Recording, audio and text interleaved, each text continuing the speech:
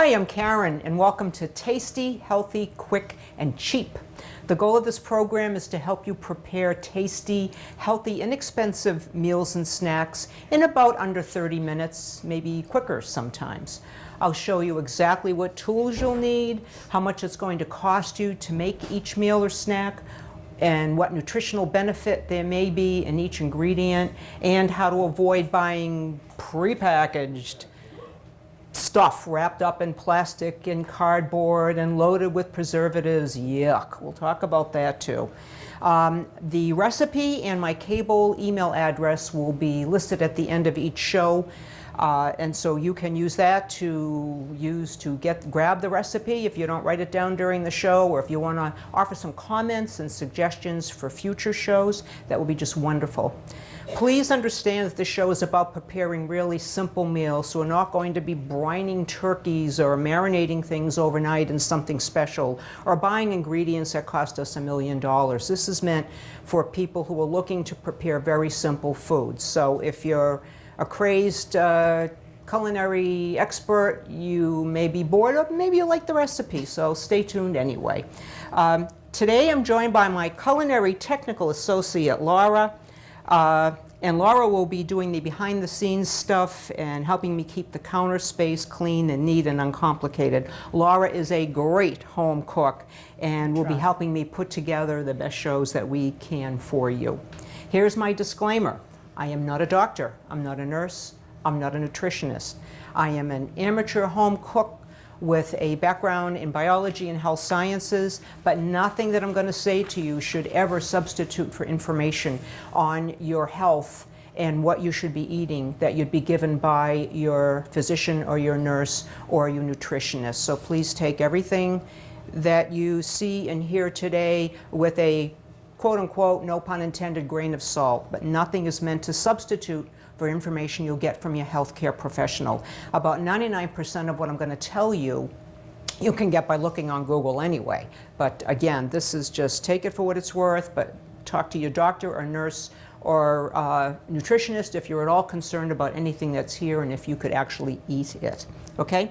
All right, so on with the show.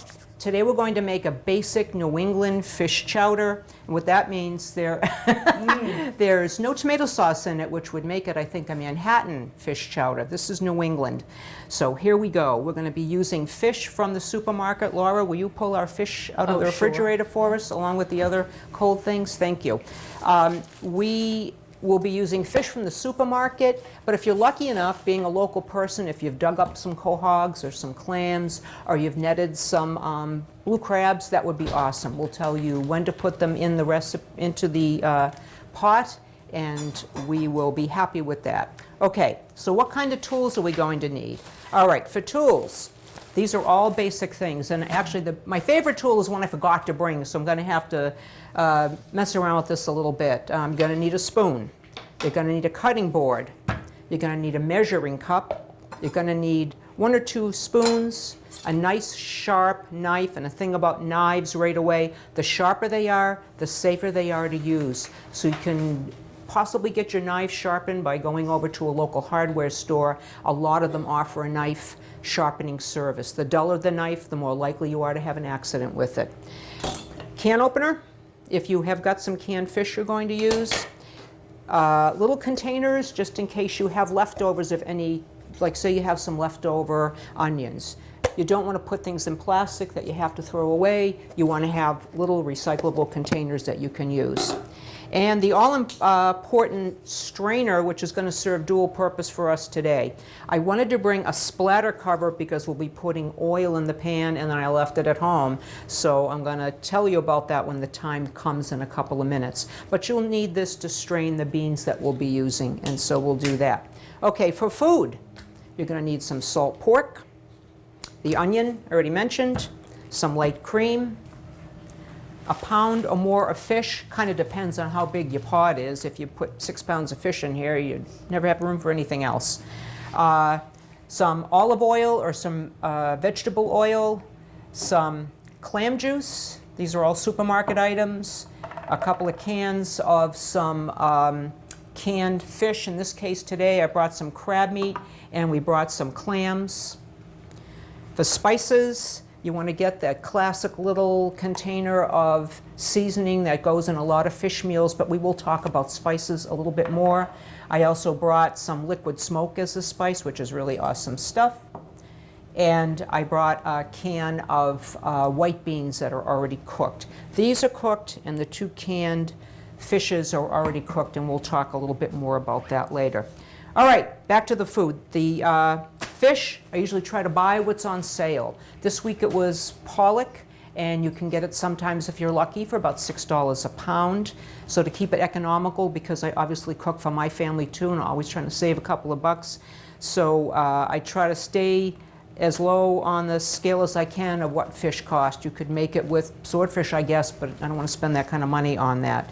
You're going to need a table or so of the virgin oil, the olive oil, or the veggie oil. So we'll do that right now, actually, before I forget. And so what we're going to do is the following to start here. You notice that I'm putting a little bit of olive oil, about a tablespoon or so, at the bottom of this pan. And then I'm going to turn on the pan and get things going. So here we go. So as this is starting to heat, I'm going to put this on kind of a low heat to get it going. And let's start with the word on oils. Oils can be dangerous if you don't use them properly. When you put oil in a pan where you're going to cook something, you want to check the temperature often. If you walk away from this after the heat is on and you come back and it's smoking, you're in trouble. You're not only smelling up your kitchen, but it's dangerous. So you always put your oil on to medium high, but you stay close to it and you keep an eye on it. And when it comes to the point where you can put your hand right above the oil, a couple of inches above it, and you have to go like that, it's ready to use, be ready to use it. Again, don't walk away from it. If you can put your hand here like I can now and hold it, it's not ready. You want your oil to be ready so that when you put your food into it, it's ready to cook right away and doesn't just sit there soaking up the oil. That's not what you want at all. So the first thing we're going to do is cook half of this salt pork. That's going to be a great base for this chowder. And I mentioned not liking plastic. I don't like it here either, but this is how it's sold and you can't avoid it. There's not a lot of companies out there, a lot of companies that sell salt pork. This is the one I always find in every supermarket I've been in across the country, actually. I'm sure there's more than one kind, but who knows. So anyway, I'm going to cut off half of this. This cost me $4 the other day at my local supermarket. And I'm going to use about half of it. And the other half I'm going to hand off to my culinary technical associate, Laura, and we're going to put that in the fridge for now. Okay. So again, I'm watching this oil, and I guess this is a slow to heat burner. This is brand new for us learning how to use this one. So, but while I'm waiting for that to heat up, and again, keeping an eye on it, I am going to cut some chunks, and already I'm blowing my knife skills here. I've learned when you hold the knife, I learned just the other day, you put your finger and your thumb just like that. It's like you're pinching the top of the knife. It gives you the bottom of the knife. It gives you more control over the knife itself. And notice with my fingers here on the side, I haven't got them flat out. I've got them curled up to try to reduce the option of cutting off the tops of my fingers, which would be really bloody and nasty. I told you about the time that I started to cut my fingertips off with the mandolin that I had. I didn't curl my fingers in, and yeah, it was pretty ugly there for a couple of minutes. Got a few fingernails. A few fingernails. Yeah, I did need to go.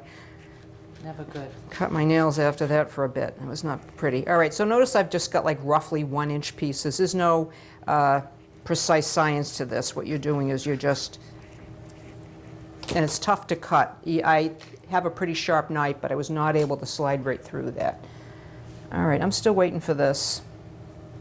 If this doesn't heat up, actually it is, I can smell it. When, at least with, olive oil and vegetable oil, when it starts to get really warm, you'll smell it. It's just starting to get there, but again, notice I'm keeping my hand down here. I'm not going, yeah. So I'm going to do that.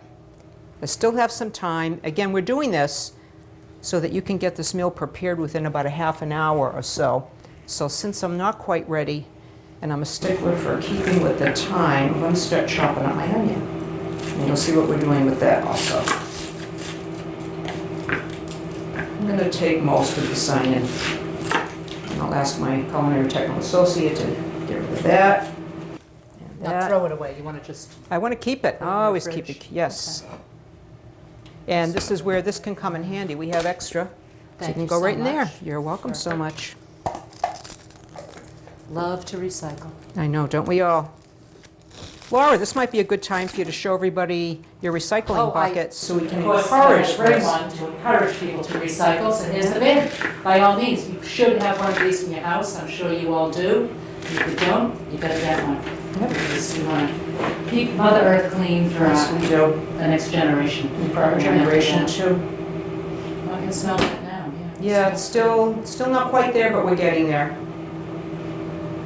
Live TV. Is that about a half an onion? Is that what you do? To have, yep, A large it's size. strictly, when you use the onion, it's strictly to taste. If you like a lot of onion, put a lot of onion in there. It's gonna overwhelm everything else after a while, just like garlic would. But if you are happy with a lot of onion, and as long as everybody else is gonna eat it as too, then use a lot of onion. I have not chopped this up finely, I could, but in the interest of time, I didn't. Okay, I think, what do you think, Culinary Technical Associate? I think it's there. I You think it's there? I Okay. think it- Then again, this is going in first. Hopefully, there was a nice clean countertop there. Now, this is what I forgot to bring. Yeah, it's some. You can it's good to hear the sizzle a yeah. little bit. That's beautiful. Okay, now, what I meant to bring was something called the splatter screen, because I don't have it. In order to keep the oil from splattering up and either hitting me in the face or getting all over my countertop, I'm going to keep a very loose cover on to try to reduce. I'm not doing this. I'm keeping a loose cover. What I meant to bring was something like this. If you were to take this strainer, flatten it out so it's totally flat, and make it about roughly 16 inches round, you'd have a splatter screen. And what's nice about those is instead of the pot cover, you just lay the splatter screen on top and it does the same thing, only you can see right through it, and it doesn't catch the heat, so you can move it back and forth. But again, I can't believe I forgot to bring that. So It's a anyway, handy tool. very handy tool. I cannot recommend a splatter screen enough. They only cost about $7 or $8, but again, if you don't have it, you have to do what I'm doing right now and keep a cover. So what I'm doing is I'm moving these pieces of salt pork around with the intent of getting them kind of browned on all sides. Take about 5 or 6 minutes. Can you find us a, oh, we've got a clock right there. Maybe keep There we go. track of the time for us? Thank you. Yeah. All right. Salt pork has a ton of salt in it, so you will not see me adding any more salt to this recipe because we don't need it. We're getting enough from this. And what's going to happen is each of these pieces has a ton of fat in it, and the fat is going to melt off into the pot and is going to stay there and be incorporated into the chowder. And when that's ready, when it's all brown, we're going to lift out the salt pork pieces with a spoon, put them on a paper towel, and when those are nice and cool, then you can throw them away. And could you dispose of that, please, Culinary Sure. Technical Associate Be Laura? delighted. Thank you. I'm going to need a pot holder type thing at some point. If you're new at cooking, then you also need to have a pot holder. Hopefully you already know about those. If you don't, you'll be burned sooner or later. But I'm tossing this around. If we can get a view inside here, that would be great. People can see that this is starting to turn brown in different spots. And you can also smell it. It smells like bacon. Again, this is called salt pork, and if you're in the supermarket, you go over to where the ham is and sometimes the bacon. If you can't find it, ask the probably the meat manager Sure. where they're hiding the salt pork.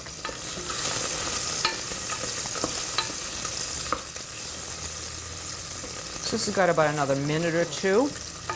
And like I said, we're going to take it out with a slotted spoon so that the fat stays in.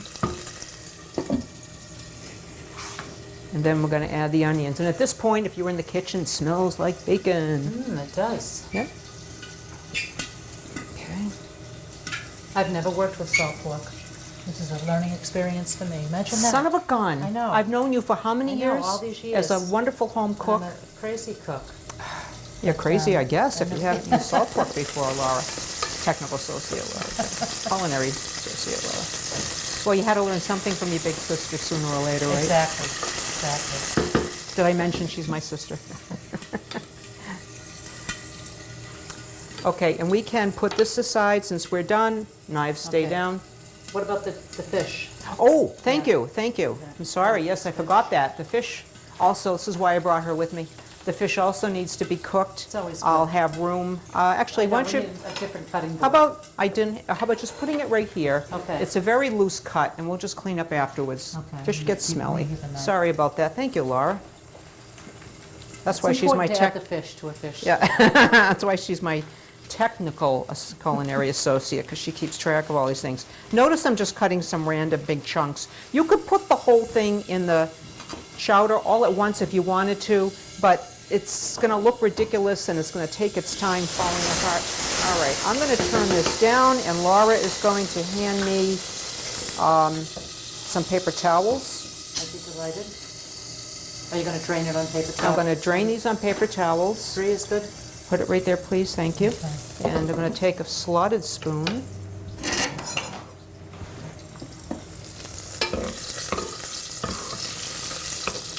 Could I go longer? Sure, but I can smell it. It's enough for me. You get to decide. Just don't want to burn these to a crisp because I don't think the burned fat is going to add much to. And now notice if you can get inside this pan at all. Probably don't have more than about a tablespoon or so of fat, but at least we have a little bit of extra fat in there, and you can see it smoking up, which means it was pretty hot. I've turned the heat down. Now I'm going to add in the onions, and again, you do it very carefully because you're adding a water-based product, which is the onions, right into some oil. So again, you got to be careful. So here's my fake splatter screen. And I know, can't believe I We'll know forgot the that. next time. No, I'll know the next time. And I'm gonna let those sit. I got a little bit of oil on, I'm gonna let them sit. I'm gonna let them get browned up. They're gonna stay put. And while that's happening, I will finish cutting up this fish.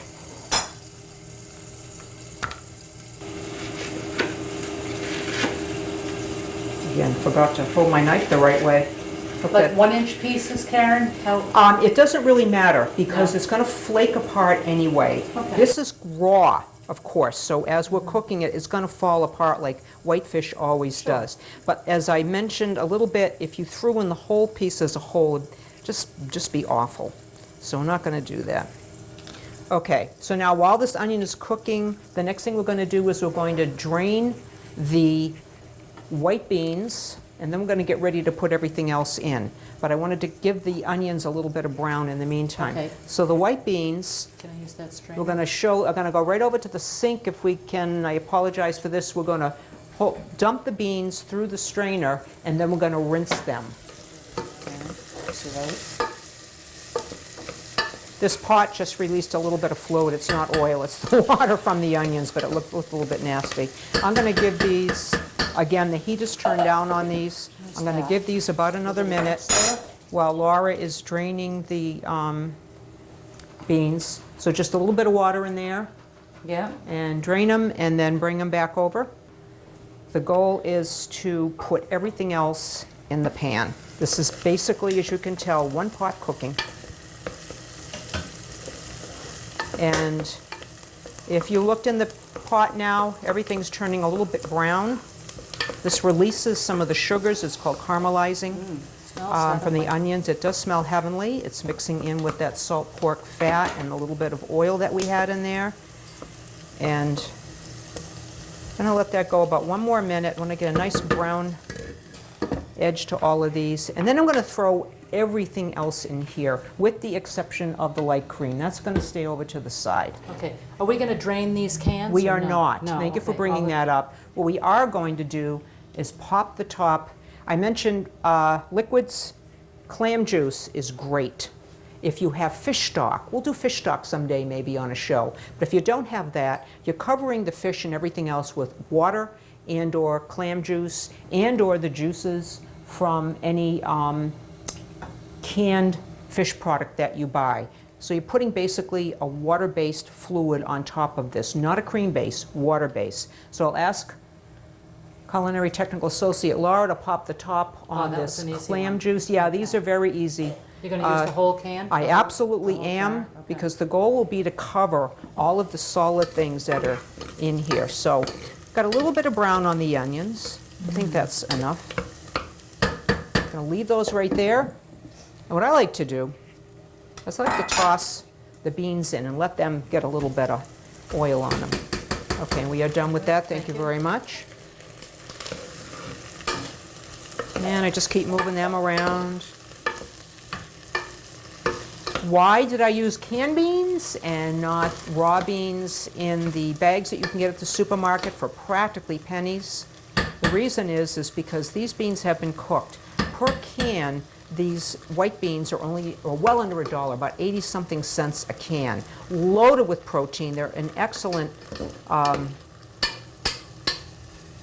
food on their own, or obviously mixed in with chowders and stews and all kinds of things. But I buy them cooked in the cans because to take a raw bean and get it wet, they have to soak in water. I think it's something like, have you ever done that? Like 24, 48 hours. Yeah, sometimes it's a long overnight, time. yes. Yeah, and I'm too, Yeah. you know me, I'm too impatient for that. So if I buy these white beans and just run them under the sink, run them in the strainer and get the fluid that's around them off, that gets strained. It's very thick. And now I've just got the beans in here, and again, great source of protein. And I buy the smaller beans. I'll show you a close-up of these again. I buy the smaller beans because they're just plain easier to chew. They're very easy to chew anyway, but I've tried them once with the bigger beans, and it's like, you really taste it. Okay, so we've got that in, that in. We're going to put in our clams and our... Ooh, crab meat. Yep, and what are you going to do with these cans, Laura? Recycle, always. Thank you. Always. Sometimes crab comes with, and it does, a piece of paper around these, so be very careful not to dump the whole thing in until you make sure that they're not kind of wrapped up with paper in the can. All right, another recycling, and also Thank you. obviously drain them. Spices we'll get to in a second. I'm going to pop the fish in. Again, about a pound, a little bit more if you've got a big enough pot, of a white fish without bones. We don't want to be eating bones and shells, so get yourself a white fish that does not have bones in it, and don't put in raw shrimp where you haven't taken the shells from the shrimp and whatever off of those or anything. Don't put in a whole clam or you'll be picking out the clam shells. This is all prepared, ready to go, edible fish in here. Okay, now, a couple more things to do. Spices, I mentioned already, we've got spices. This is always, as they say, to taste, which means don't overload it, but put enough in so people can taste it. And, oh, that's right, I put tape on it so I could try. Culinary Technical, thank you. Please get that off. I also bought liquid smoke. You just put in a few drops of this. This is awesome stuff. Be careful with it. You're going to see me do this because I didn't bring... there we go. Just a little bit, Like under a tablespoon of this. It adds a great smell and flavor to it. So, but you don't put in like a half a cup, or oh my, you're going to regret that. There we go. Okay, thank you very much. And I forgot to bring. We're among friends here, so I've got about a tablespoon or so of this. You could put more in. You could put dill. You could put pepper.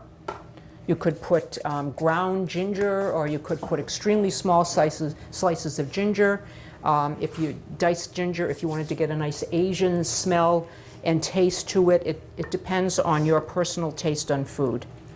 Okay, I'm mixing these around. What have I forgotten? Clam juice and the liquid smoke. All right, so I've got everything in here. I'm getting there. Now the clam juice comes next. Clam juice, your choice is if you wanted to spend the money, put all the clam juice you want. I don't do that. I put in clam juice, and then I also am going to put in some water. You want everything totally covered, is that the Everything plan? totally covered, and then after that, it's up to how liquidy do you want your chowder to be. This is not a milk-based chowder, so it's not going to be thick. It's going to be thin chowder, which is perfectly great.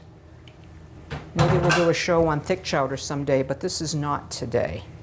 That is not today. So this is all covered.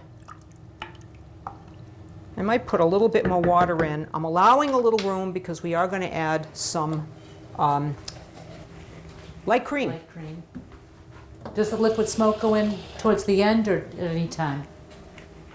I think at any time you could. You could also, for another spicy or flavoring option, put in a little bit of soy sauce or some fish sauce. If you use fish sauce, have you ever used fish sauce? I have, yes. Okay. Yeah, It's very powerful. It's a very, very, very strong fish smell, really strong. It's also another form of getting umami in. Did I mention umami No, yet? not yet. Oh, okay. No, All right. Well, that's then my we'll word take of the this week, moment. yeah. Word of the week. I've got a tip of the week and a word of the week. So we'll start with, and I'll flash it on the screen. So when you see it, you'll see umami. You are familiar with bitter, the taste of bitter, salt, sweet. What's the other one? It's 4 of them.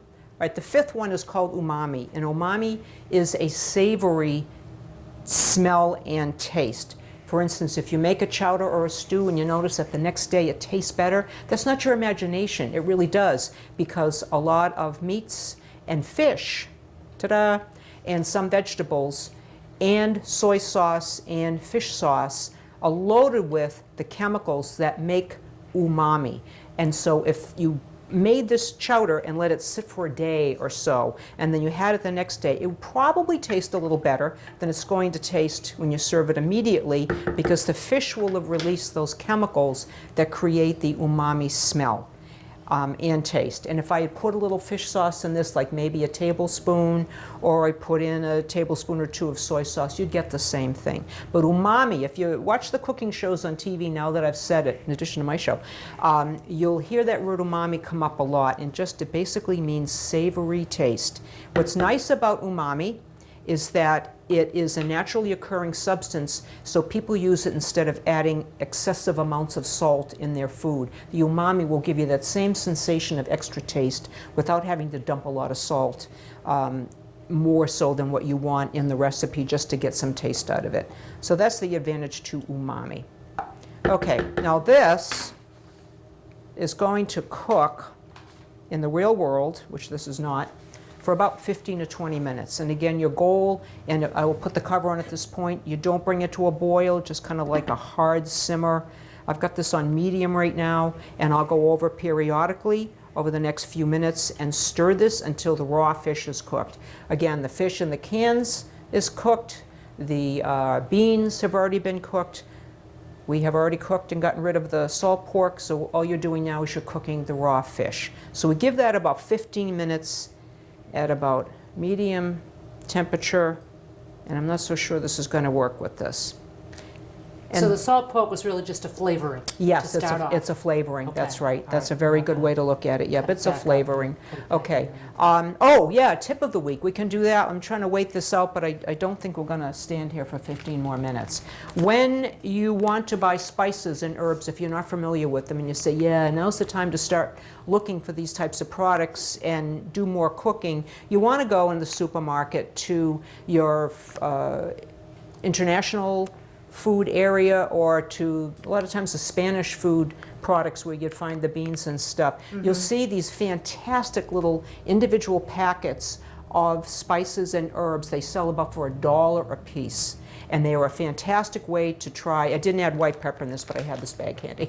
So it's an excellent opportunity to try new spices and herbs without spending a lot of money. You can get them in the supermarket. You can get them in the big box stores like in Ocean State Job Lot. You can get them in sometimes stores that are like Home Goods or TJ Maxx and all that in the kitchen section. Yeah, they're fantastic. More likely, you're going to find them in the supermarket or probably the Ocean State Job Lot. My strong suggestion is that you pay attention, and I'm looking on here to see if they have it. Yes, you want to look for an expiration date on these. Sometimes, even if you buy them through online, you will be sold a product with an expiration date that's about to give way, and that means it's not going to really be any good. I don't know if it's going to go bad and hurt you, but all the flavor will be gone, all the aroma from it will be gone. So when you buy these small little packets, or even bigger containers of seasonings and herbs, always check for the expiration date and make sure that it isn't about to run out. You should get about a year, we decided, Yeah, about a I think year we on talked about a fresh spice or herb that you can buy. These are great bargains. I have bunches of these when I know I'm not going to use something like white pepper. I hardly ever use it, so one little bag will do me for quite a while. Okay, all right, we're going to pretend that it's been 15 minutes or so. Again, I'm not used to using this stove top. It looks pretty good, though. Yeah. Now, what it looks like right now isn't going to change. If you cook this for 4 hours and boiled off all the water or evaporated off, yeah, but it's going to look basically like this. So what we're going to do after about 15 to 20 minutes, when we're pretty sure that the fish is cooked, and you'll know that because what you'll do is you'll put your, it stays pretty cool. You'll put your fork in and lift up a piece of fish, and it'll be very flaky. Right now you can see yeah. it's still Still, kind of hard, but when it gets pretty flaky, because you've had it in there 15, 20 minutes at about medium heat, yeah, I don't know if this is really doing that much, then it'll be done. So the last thing you want to do is you want to take some light cream and just pour in, whatever, half a cup. I'm going to put in maybe 3/4 of a cup. And here's the cap. Thank you. Thank you, Culinary Technical Associate Laura. It's your new name. And just mix in the light cream. Some people like to put a lot of cream in. I don't. I just like to add a little flavor, a little calcium, and a little taste, nice creamy taste. At that point, you turn your stove down to low because you don't want to curdle the cream. You'll know you've curdled the cream when you see little chunky white hard bits at the top. I'm not quite sure what you do never want to curdle cream, no. Unless you're going to make what? What do they do with curdled cream? Clotted cream or something. Clotted cream, yeah. We're not doing that. This is a simple show. All right, so I'm going to turn this down, pretend it's real world. And I'm going to cook that on low for about another 10 minutes or so. And then guess what? It's ready and you're going to eat it. You can put it in the fridge after it's cooled down. You can put it in the fridge overnight, no more than that, because fish doesn't last real long in the fridge. And maybe you'll get more of a sense of the umami. If not, as soon as it's done, when the milk is cooked for about 10 minutes, you've got yourself a nice fish stew. Okay, so my question to you, you mentioned yes. one of your little, the names of your cooking show was cheap. I don't like cheap, I like inexpensive. I do too, but the it was... basic cost, Karen, can you give us a rundown on the basic cost Yes. of everything? Yes. Basic costs. Okay, this is roughly, this particular pot of chowder today cost about $14. I put in about a pound of fish at about 6 or 7. I think I paid $7 a pound for it this time. And then you add $2 or so worth of the salt pork that we cooked, light cream, under $1 worth of light cream. What else? Beans were about 88 cents a can. I figured when I sat down and figured this out, it's roughly $14 for this pot of chowder. Now, if you were making it at home and you did it all with quahogs, which you could do, or you netted a whole bunch of blue crabs, $0 for those, so then you save, oh yes, and the canned fish run about $2.50 each a can. The more you put in, yeah, you're going to add up in the price, but then you've got more food. So it just depends. So this is roughly $14 worth of food, and the highest price item is the pound of fish in that. Okay. Nutritionally, I was very happy to find out, I have my device now in the kitchen. I can call her name and say, can you tell me what the nutritional value is of this, this, and this? And so I did know that beans are loaded with protein. So there's quite a bit of nice, healthy protein in this. And in the fish, which I did not know, there's a lot of vitamin B and a lot of, vitamin B6 and vitamin B12 is in addition to a lot of protein in the fish. You also get a little bit of calcium from the light cream, not a lot, but at least a little bit. And the fish itself is very low calorie. All fish is. The herbs, they don't really add anything in terms of nutritional value. They're just for flavor, so there's no reason to even discuss those. But altogether, you've got some vitamin B12 and B6, and you've got a lot of protein in this dish, and it's relatively low calorie because the only carbohydrates come from the beans, and there are very healthy carbs in the beans. So it's really pretty nutritious. And then you sit down and you have yourself a nice green salad with this, and you've made it even healthier.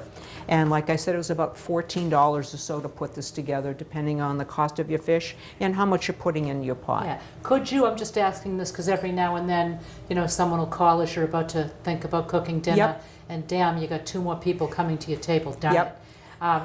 So could you just add more, maybe more clam juice or more water to You it? sure could. A little more cream and just kind of bulk it up a This little is bit? not, and the focus of these shows is quick and tasty and inexpensive and healthy and all that. Yes, don't think I'll ever be cooking a meal where, oh my gosh, you can't add once you start. There is nothing in here that couldn't be added. As a matter of fact, my plan was to take this back home tonight because I have more fish, and I was thawing out some fish stock, and I can just put it all in and bring it back up to temperature. It's just important that your fish is cooked, but that's a very good question.